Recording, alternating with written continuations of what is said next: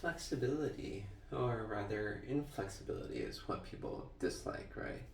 You don't tell someone to be flexible, say, don't be so inflexible, rigid, blah, blah, blah. So I'm recording in the bathroom because we're staying in a hotel now. Gonna be here for a month. The baby's feeding, she gets distracted when I record. So I'm here. I was thinking, is it hard to be flexible? You think it's somewhat weird? Somebody staying in hotels so their shirts aren't perfectly ironed, right? I mean, though there's irons in a hotel, but I guess you got other big things to deal with. Is it cool that there's a guy who cooks all these meals in a hotel room, like baby back ribs? It's because people usually don't live life normally when they're in a hotel, right? It's just life is on hold while you're in a hotel. But what if you do this all the time? Do you still do stuff in normal life, or are you just like, I'm just working here, I can't do anything else? And I was thinking about inflexibility and the ultimate inflexibility that is called a vehicle, a car, SUV, what have you, that you buy. The problem is you buy it and you can't change it, see? Right? So, for example, when I came from the airport just now, we had a lot of suitcases, people, stroller, blah, blah, blah. So I got the biggest vehicle. I mean, I didn't get the pickup truck because that's just too big. I don't need that big. But I got the biggest vehicle, Ford Expedition. And it's great for hauling stuff and people. And then next day and day after when I'm going to work by myself, I don't need such a big vehicle. But what am I supposed to do? Do you just cut off half of the car and say, I'm good with this? It doesn't work that way, right? And that's the thing when people buy cars. It's sort of like a one size fits all. I mean, if you have enough money to have multiple cars, that's another thing. But say you only have enough money to buy one car. What car do you buy? A car that's good for mostly all your needs? A car that's good for all your needs? Because the problem is if you buy a big car that's good for all your needs, then many times you don't need it. I have a friend who bought a F-150 because he wanted to haul manure. When he had his nice BMW, it was stink up the car. But with his F-150, put it in the trunk, it's fine, right? Air it out. It's always aired out. But he drives it around mostly by himself. He doesn't haul manure most of the time, like when he's going to work. So it's, in a sense, too much. And that's the thing with cars and options, right? We buy enough to be able to handle everything. And nothing else in our world is designed that way, right? The sewage system, it can't handle a storm. It just releases the excess directly into the ocean without processing it. Because they didn't overbuild it. But as human beings, as individuals, many times we overbuild, overbuy, right? We buy a car for all possible scenarios. How likely are some of those scenarios? I mean, we're all gonna admit it. Taking the SUV off-road, probably not gonna happen. But I might want to.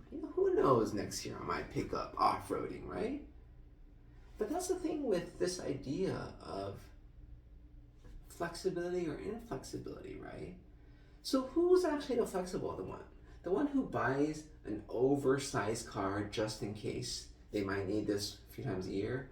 Or the one who buys a right-sized car for 90% of the time?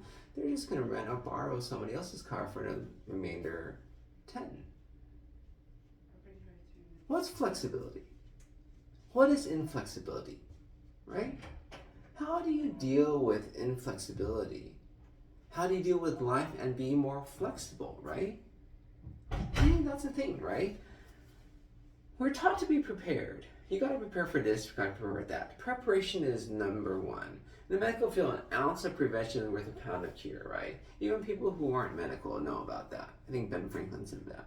Preparation is better than not being prepared. I would say yes, except our world has changed. So much easier to borrow a car now. Even if you have no friends, it's called rental. You can even rent trucks, moving vans, basically everything, right? 15 passenger vans in case a bunch of people, relatives, let's say, just decide to come for a visit. 14 of them from Australia, right? But why is it that inflexibility is bad, but yet overbuying is good, right? I mean, you talk about hoarders and you see your house is packed and you can't do that, but if they're well organized, nobody's going to fault them, right? Hoarders, I think the only issue we have is if they're like can't walk through, have stuff piled out of place, well organized, not an issue. They're not even a hoarder, basically. But somehow with vehicles, you buy an overly large, overly capable vehicle, and you're not considered a hoarder, not considered somebody who's stupid and decided to buy, 4 cartons of milk at Costco or 2 cartons, even though they can only finish half of one by the time it expires. I think a car is a very good test because it's what you do with normal life. What do you do with uncertainty?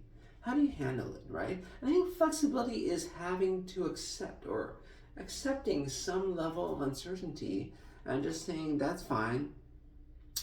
Have some idea what I'm going to do. Not perfect, but we'll be able to figure it out when the time comes along. It's be able to not perfectly plan for everything. Not be over-prepared, which is not what we're supposed to. We're always supposed to be over-prepared, right? I mean, I should have brought 8 suitcases up here. I probably didn't need to bring that much just because I have a baby, right? But it doesn't hurt being over-prepared. Nobody's going to follow you. Airline lets you check in anyways because we had 4 people. So not a big deal, except that it is a big deal. It's like the same big deal of why am I driving? I needed it for one single trip. But why am I driving for the next 5 days after that a Ford Expedition which gets 18 miles a gallon when I am literally driving myself, one person? It doesn't make any sense. And that's the thing about inflexibility. Things change, the world changes. We're lucky to be raised in a stable environment where you don't have bombs flying everywhere, where people are pretty certain that they're going to be around 1 year, 2 years, even 10 years later. You can make plans months later, when I'm pretty sure in these war-torn areas you can't make plans a month later because you don't know if they'll be around. You want to meet them, better meet them today, right? But it comes as a cost. It teaches the inflexible, right? It's not the end of the world if all of a sudden you want to buy a new bed and apparently your car's too small. But if you don't have those skills, then I guess you're stuck driving that massive SUV around all the time by yourself.